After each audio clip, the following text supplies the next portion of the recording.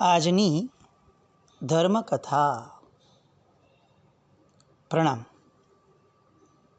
કેશર વિજયજી મહારાજ. ધ્યાનના જગતની અંદરનું એવું નામ કે જે નામથી જ કદાચ ધ્યાનની દિશા મળી જાય, જે નામના સ્મરણ માત્રથી જ ધ્યાન શું છે, ધ્યાન કેવી રીતે કરાય, ધ્યાન દ્વારા શું મેળવી શકાય, આવા એક પણ વિષયની માથાકૂટમાં ઉતર્યા વગર ખાલી કેશર વિજયજી મહારાજનું નામ લઈ લઈએ અને ધ્યાન સિદ્ધ થઈ જાય, એવી જેમની ઉજાગર દશા હતી એવા કેશર વિજયજી મહારાજ. કેટલાક વ્યક્તિઓ આપણને ગણિતનો દાખલો સોલ્વ કરવાનો હોય ને તો એ લોકો સ્ટેપ આપી શકે, કેટલાક વ્યક્તિઓ પદ્ધતિ આપી શકે અને કેટલાક વ્યક્તિઓ આખો ને આખો સિદ્ધાંત આપી જાય કે આ સિદ્ધાંત આવી ગયો ને હવે તમને દુનિયાનો કોઈ પણ દાખલો આવશે તમે સોલ્વ કરી શકશો, કારણ કે તમને સિદ્ધાંત આવડે છે. કેશર વિજયજી મહારાજ આવા ધ્યાનના સિદ્ધાંતને આપનારા હતા. એમણે જે રીતે અનુભવ્યો ધ્યાન માર્ગને, પોતે પોતાના જીવનના મહિનાઓ અને વર્ષો એમાં જે ગળાડૂબ થઈ અને એ ધ્યાન માર્ગને ઉલેચ્યો છે, અનેક આગમ ગ્રંથો અને એની અંદરના રેફરન્સીસ, એમાંથી પરમાત્માની વાતો, સ્વયં પરમાત્માએ જે રીતે ધ્યાન માર્ગ સેવ્યો એ ધ્યાન માર્ગને એમણે આપણી સામે એટલા સિમ્પલ શબ્દોમાં લાવ્યો. આપણને એવું લાગે કે અત્યારે જગતની અંદર ધ્યાન અને યોગ નામના બે શબ્દો જે વેચાવા નીકળ્યા છે, તે આર સેલેબલ અને એ એક જાણે એક બહુ મોટો સેલિંગ પોઈન્ટ, સેલિંગ ફીચર છે. એ રીતે દરેક જગ્યાઓએ અમે ધ્યાનમાં ઉતરાવીએ છીએ, અમે આ કરીએ છીએ, અમે આ કરીએ છીએ. આ રીતે ધ્યાન માર્ગ બહુ જ કોમન કરી નાખ્યો અને કદાચ થોડા નબળા શબ્દોમાં કહું તો એવું લાગે કે ધ્યાન માર્ગને સસ્તો કરી દીધો. ધ્યાન માર્ગ એક ગૌરવપૂર્ણ અને ગરિમાપૂર્ણ માર્ગ છે. જે માર્ગેથી મોક્ષે જઈ શકાતું હોય એ માર્ગ કેટલો ગૌરવપૂર્ણ હોવો જોઈએ. કેશર વિજયજી મહારાજ, ગઈકાલે આપણે એમના દ્વારા ધ્યાન એટલે શું અને એ ધ્યાનને સેવવા માટે ભાવનાઓનો કેવો સહારો લઈ શકાય અને લેવો જોઈએ એ વાતને આપણે ગઈકાલે સંવેદી. એ વાતમાં હજી એક અનુસંધાન આગળ લેવાનું મન થાય. આજે આપણી ધર્મક્રિયાઓ ખૂબ વધે છે. પૂજા, સેવા, સ્વાધ્યાય, ભણવું, કેટલા બધા ગ્રંથો શ્રાવક શ્રાવિકાઓ અત્યારે ભણી રહ્યા છે. બહુ જ આનંદ થાય કે આપણો કેટલો બધો સમય શુભ ખાતે આપણે ઇન્વેસ્ટ કરી રહ્યા છીએ. પણ એક વસ્તુ જે આંખે ઉડીને વળગે એમ છે કે આપણામાંથી ચિંતન મનન નામનો ધર્મ જે છે એ ધીરે ધીરે નહીં, રેપિડલી ઘટતો જાય છે. 25 વર્ષથી પૂજા કરનારાને માણસને પૂછો પૂજા કેમ કરે છે, 2, 5, 7, 8 જવાબ મળશે કદાચ. એની પછી કોઈ ચિંતનની ધારા નથી. કરું છું, બધા કરે છે, કરવા જેવું છે, વ્યાખ્યાનમાં સાંભળ્યું છે, મારા બાપા કરતા હતા, એના બાપા કરતા હતા, આઈ એમ ડુઈંગ ઇટ, કરવા જ જેવું છે, કેમ ન કરું, અને અટકી જઈએ. પણ પરમાત્માની પૂજા, પરમ તત્વની પૂજા, જેનું આત્મદ્રવ્ય મારા આત્મદ્રવ્ય જેવું છે એની પૂજા, એને પામવાની નહીં, મને પામવાની આ આખી મહેનત છે ભાઈ. એને હું કેવી રીતે પામીશ? પ્રભુ તારા જેવા મારે થવું છે. આ શબ્દ હું બોલું છું, બાળજીવ કક્ષાએ બહુ સારો શબ્દ છે અને એમના પ્રત્યે પ્રેમ જગાડવા માટેનું શ્રેષ્ઠ સાધન છે. પણ થોડા મોટા થઈએ, મેચ્યોર થઈએ ત્યારે ખબર પડે કે એના જેવો તો હું છું જ, મારે હવે મારા જેવા થવાનું છે. તો આ બધી ધારાઓ જે છે એ ચિંતન મનન વગર નહીં મળે. વર્ષી તપ કર્યો, લાંબા લાંબા તપ કર્યા, બહુ સારું. આટલા દિવસ માટે સિદ્ધિતપ આદિ તપો કર્યા, કેટલા બધા દિવસ માટે માસક ક્ષમણ કર્યું, કેટલા બધા દિવસ માટે આહાર આદિની સંજ્ઞા પર વિજય મેળવ્યો. પછી એ દિવસોની અંદર ચિંતન મનન કેટલું થયું? એક્ઝેક્ટલી આત્મ સ્વરૂપમાં રમણ કરવાવાળો જે ઉપવાસનો ભાવ છે, આત્માની નજીક રહેવાનો, મિત્ર તરીકે રહેવાનો જે આંબિલનો ભાવ છે, આ બધા ભાવો કેટલી મિનિટ માટે આપણે સેવ્યા? અને એ નથી સેવ્યા તો હવે આ ધર્મ કેરી ફોરવર્ડ મનમાં કેટલો થશે? પછી સિદ્ધિ તપ કર્યા પછીથી રાત્રિ ભોજન કરવાનું બાય મિસ્ટેક મન થઈ જશે તો શું કરશું? કારણ કે પ્રોબ્લેમ રાત્રિ ભોજન એટલો મોટો નથી, જેટલો મોટો પ્રોબ્લેમ એ છે કે સિદ્ધિ તપ હવે મનમાંથી વિદાય લઈ ગયો. કારણ કે એ જીવતો હોત તો આ વિચાર પણ ના આવત. ચિંતન મનન એ એવી પાઇપલાઇન છે જે એક સુકૃતને બીજા સુકૃતથી જોડે છે. અને આપણે ત્યાં એની શુષ્કતા આવી ગઈ. સાંભળવું બહુ બધું છે, બોલવું બહુ જ બધું છે, વિચારવું બહુ ઓછું છે. કેશર વિજયજી મહારાજ ચિંતન મનન નામના ધર્મને બહુ જ પ્રાયોરિટી આપે છે. અને ચિંતન મનન નથી આવડતું તો તમે ભાવનાઓ જે ગ્રંથોમાં છે એ ગ્રંથોને વાંચો, સૂત્રોના અર્થને ભણો, એ અર્થ ઉપર ચિંતન મનન કરો. કેમ જાણેનમ મોણેનમ ઠાણેનમ મોણેનમ જાણેનમ આ બધા શબ્દો કેમ મૂક્યા? કાયોત્સર્ગ એટલે શું? પ્રતિક્રમણ એટલે શું? પાપથી પાછા હટવું એટલે શું? આવા શબ્દો ઉપર ચિંતન મનન થાય. નાના હતા ને ત્યારે આપણને આપણા જમાનામાં થતું, હવેના જમાનામાં તો આ બિચારા દરિદ્રી છે કે આ લોકોનો અભ્યાસક્રમ જ બહુ નબળો છે. પણ આપણને એવું આવતું કે કોઈ એક વિષય ઉપર નિબંધ લખો, એસે લખો, અને આપણી માટે અચાનક આવેલો વિષય હોય એટલે આપણે ફોકસ કરીએ, એકદમ ફોકસ થઈ જઈએ એ ટૉપિક ઉપર, અને એ ટૉપિકને લગતા જેટલા આપણા અનુભવો છે એ બધાને એસેની અંદર આપણે પધરાવી દઈએ તો પણ લેન્થ પૂરી ન થાય. એટલે આપણે એ ટૉપિક ઉપર ચિંતન ચાલુ કરીએ. ક્યારેય જે નથી વિચાર્યું એ વિચારવાનું શરૂ કરતા. જ્ઞાન એ છે જે આપણી જિજ્ઞાસાને પ્રેરે, જે આપણા ચિંતનને પ્રેરે. જ્ઞાન એ નથી જે આપણો અહંકાર વધારે. તો આવા ચિંતન મનનની ધારામાં આગળ વધવા માટે ઉપયોગી કઈ વસ્તુ થશે? તો કે ઘણી બધી થશે. આસનો એ પણ ઉપયોગી બળ છે. ગમે તેમ બેઠા હોઈએ અને આપણે વિચારીએ કે મને શુભ ભાવ આવશે, તો એ શક્યતા ઓછી છે. નથી એવું નથી, ઓછી છે. સ્કૂલમાં ભણતા માણસને બધું જ આવડી જાય એ રાજમાર્ગ છે. પણ એવું જરૂરી નથી કે સ્કૂલમાં ન ભણતો હોય તો ન આવડે. કોઈકનું પુસ્તક 2-5 મિનિટ માટે ચોરીને લઈ ગયો હોય એવા બાળકને પણ આવડી શકે, પણ એ રાજમાર્ગ નથી. એટલે પ્રોપર આસને, જે સિલેબસમાં ભગવાન કહીને ગયા છે એ આસને બેઠા હો, એવા વસ્ત્રો ધારણ કર્યા હોય, એવી વિધિપૂર્વક કર્યું હોય તો એ રાજમાર્ગ છે.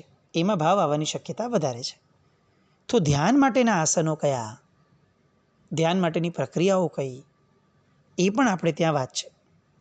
સિદ્ધાસન એક પ્રકારનું આસન છે કે જે આસનમાં બેસવાથી આપણી શરીરની ઉર્જાઓ ઉર્ધ્વગમનને પામે અને બ્રહ્મરંધ્ર જાગૃત થાય અને આપણે એક વિષય ઉપર એકાગ્ર ચિત્ત બની શકીએ. પદ્માસન એ પણ એક એવું આસન છે કે જે આસન મુખ્યતયા આપણા ધ્યાનને કોન્સન્ટ્રેટેડ રાખે છે. ચિત્તને બહુ હલવા નથી દેતું, અસ્થિર નથી થવા દેતું.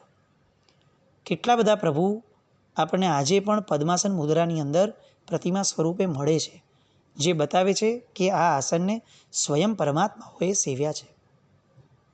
પદ્માસન, અર્ધ પદ્માસન, આ બધા આસનો આજે ફક્ત યોગાસન તરીકે હેલ્થ ઓરિએન્ટેડ રહી ગયા.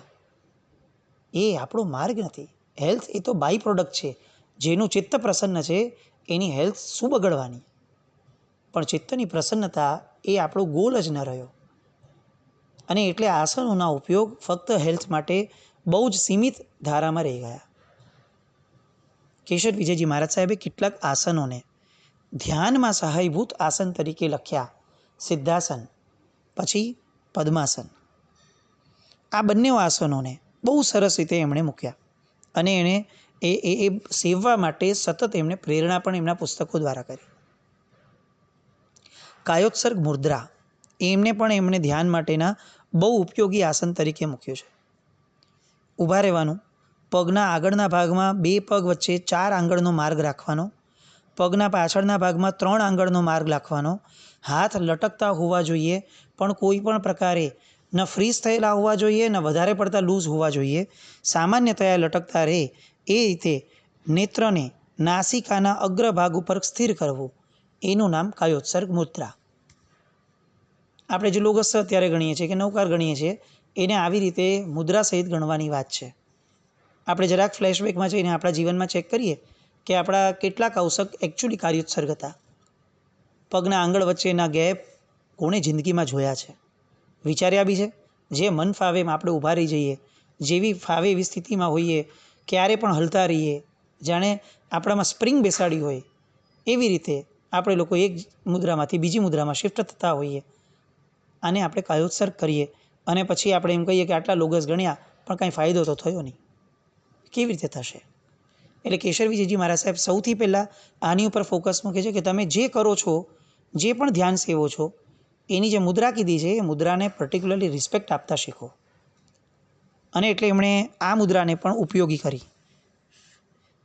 એને પણ એક કાયોત્સર્ગને આસન કહેવામાં આવ્યું.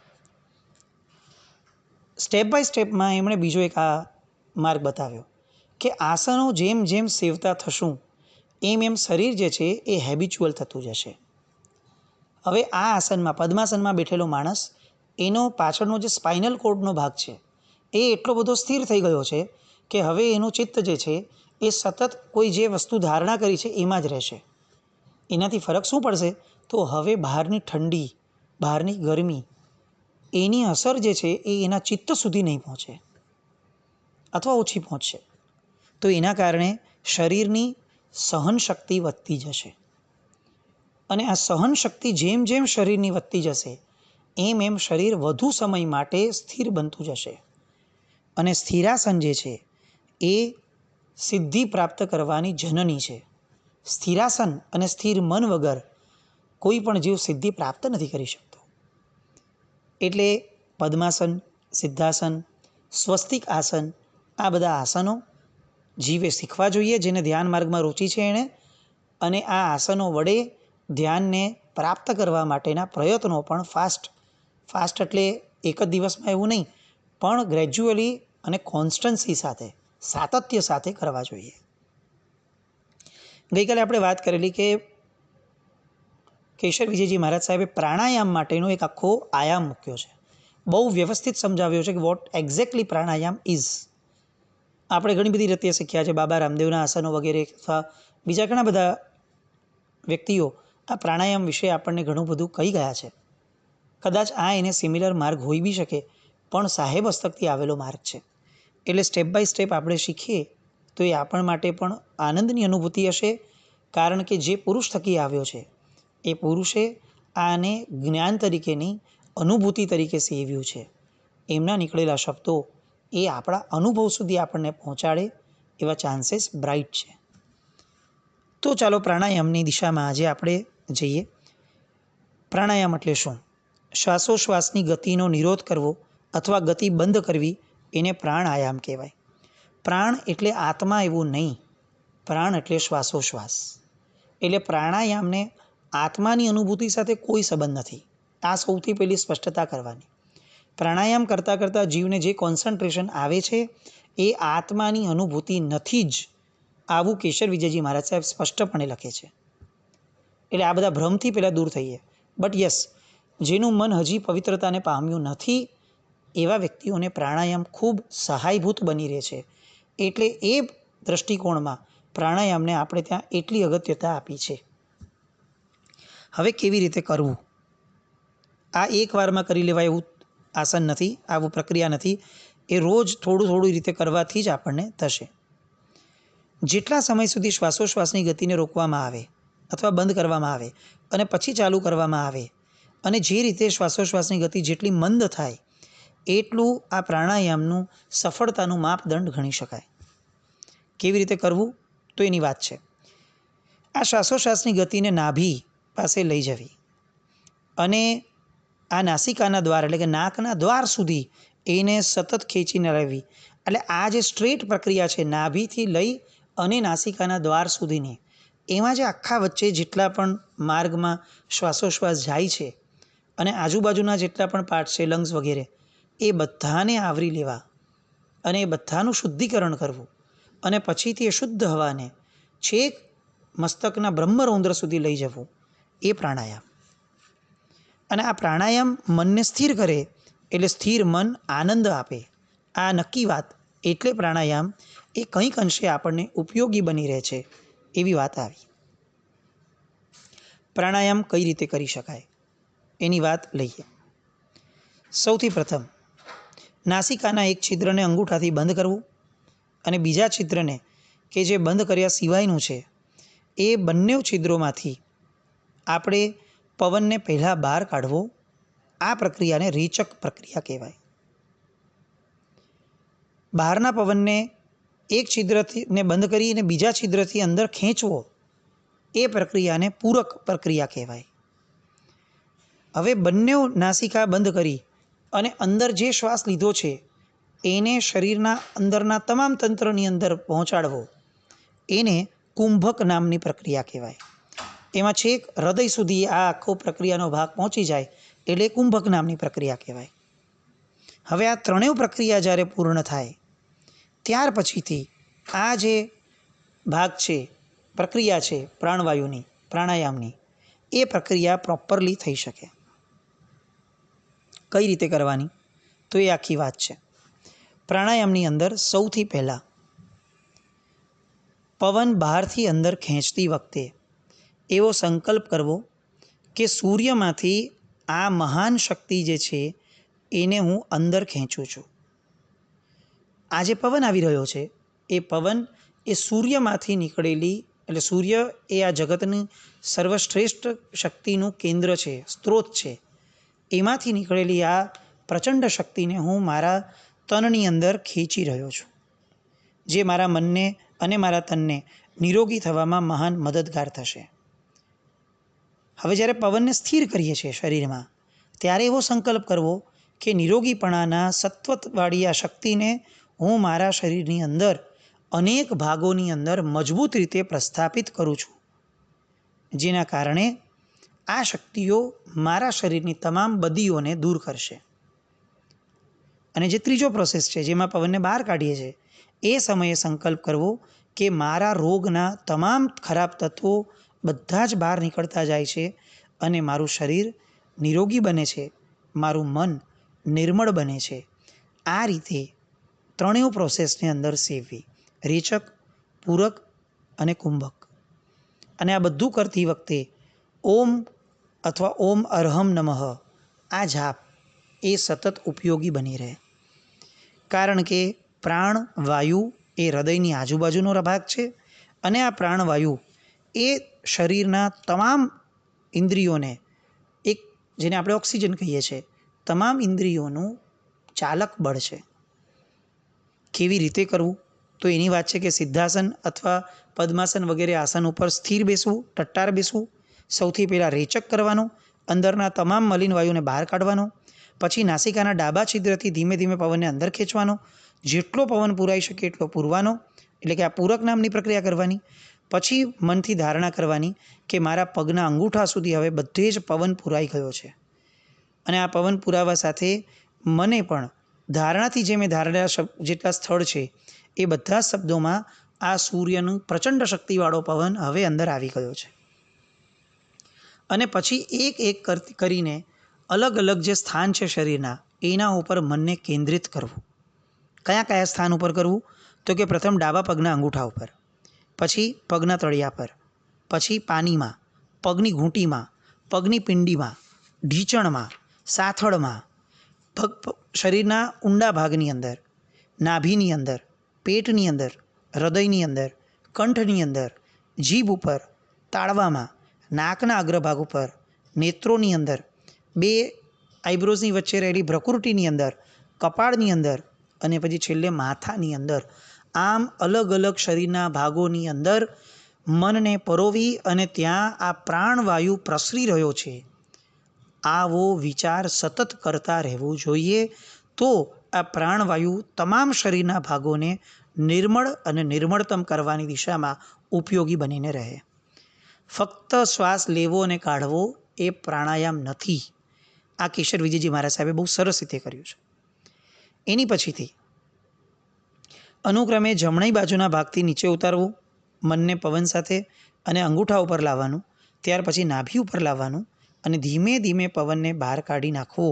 આ અભ્યાસ એને પ્રાણાયામ કહેવાય. આ પ્રાણાયામથી શું થશે તો કે પ્રાણાયામથી એ થશે કે આખા શરીરની અંદર એક પ્રકારનું નવું બળ આવશે અને એના કારણે મન સ્થિર થશે, વિકલ્પો આવતા અટકશે અને પરમાત્માના શુદ્ધ સ્વરૂપની ધારણા જે છે એ હૃદયની અંદર બહુ સરસ રીતે થશે. આ પૂરક, કુંભક અને રેચક આ ત્રણેય પ્રક્રિયાઓને સાહેબે બહુ સરસ રીતે એમના પુસ્તક ધ્યાન દીપિકાની અંદર મૂકી છે. આ રેફરન્સીસ હું એટલા માટે આપું છું કે આ પુસ્તકમાં બીજી અઢળક વાતો છે કે જે વાતો આપણી માટે બહુ જ મોટું આલંબન બનશે. કેશર સુરી મહારાજ સાહેબનું ચરિત્ર છે. કદાચ આ ધ્યાનની વાતો થોડી હેવી લાગશે, હું એવું માનું છું, કારણ કે એને આપણે ક્યારેય આપણા રૂટિનમાં સ્થાન આપ્યું નથી. પણ હું ચોક્કસપણે માનું છું કે આ પ્રક્રિયા કર્યા પછી થતી દ્રવ્ય ક્રિયાઓ, ભલે એ પૂજા છે કે પૌષધ છે, પણ આ પ્રક્રિયા પછીની દ્રવ્ય ક્રિયાઓ એ મનનું સતત અને સખત રીતે કોન્સન્ટ્રેશન આપશે, જે આપણા કર્મક્ષયનું ખરેખર કારણ બનશે. એટલે આ પ્રક્રિયાઓને કદાચ એક વારમાં સમજણ ન પડે તો 2 વાર સાંભળીએ, 3 વાર સાંભળીએ, પણ ઇગ્નોરન્ટ ન બનીએ તો આપણા કર્મક્ષયમાં આ ઉપયોગી બને. અને કેશર સુરી મહારાજ સાહેબનો અનહદ પ્રયત્ન આપણા બધા પામર જીવો માટેનો એ યત્કિંચિત સફળતાને પામે. આવી શુભ મંગલ કામના. ધ્યાનની હજી કેટલીક વાતો આવતીકાલે જોઈએ. જીન આજ્ઞા વિરુદ્ધ કંઈ પણ બોલાયું હોય તો મિચ્છામિ દુક્કડમ જૈનમ જયતિ શાસનમ.